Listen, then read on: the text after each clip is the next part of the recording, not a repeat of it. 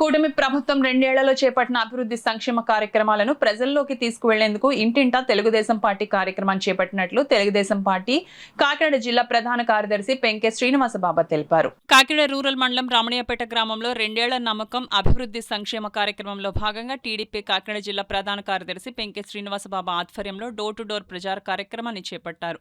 కార్యక్రమంలో భాగంగా శ్రీనివాసబాబా ఇంటింటికి వెళ్లి కూటమి ప్రభుత్వం చేపట్టిన అభివృద్ధి సంక్షేమ కార్యక్రమాలను ప్రజలకు వివరించి కరపత్రాలను పంపిణీ చేశారు.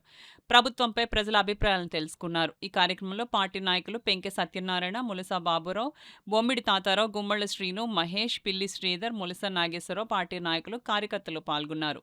ఎంత బాగా అభివృద్ధి చేసిందో ఒక కరపత్రం రూపాన వారికి ఇవ్వటం జరుగుతుంది. వాళ్ళ ఆదేశాల మేరకు మరియు కాకినాడ రూరల్లో ఇన్ఛార్జ్ అయిన పిల్లి అనంతలక్ష్మి సత్యబాబు గారు ఆదేశాల మేరకు మేము ఈ డోర్ టు డోర్ తిరుగుతున్నాం. మంచి స్పందన వస్తుంది. ఎక్కడైనా సరే కొన్ని చోట్ల ఇప్పుడే ఒక ఇంటికి వెళ్తే వాళ్ళకి నెక్ ఆపరేషన్ జరిగిందండి. సీఎం రిలీఫ్ ఫండ్కి వాళ్ళు అప్లై చేసుకోలేదు.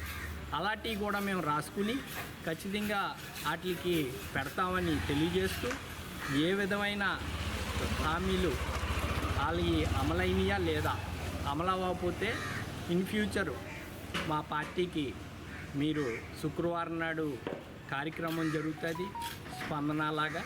ఆ కార్యక్రమంలో చెప్పినా సరే దీని బాధ్యత చూసుకుంటారు. కాకినాడ రూరల్ నియోజకవర్గంలో అయితే పిల్లి అనంతలక్ష్మి గారింటి దగ్గర స్పందన కార్యక్రమం జరుగుతుందని చెప్పాను. అదేవిధంగా వీరు కూడా రేపొద్దున మా ప్రభుత్వం ఎవరిని పెట్టినా సరే కూటమి ప్రభుత్వం వాళ్ళకు కూడా అండగా ఉంటామని అంటాం హర్షణీయం. ఈ అవకాశం ఇచ్చిన అందరికీ కూడా ధన్యవాదాలు.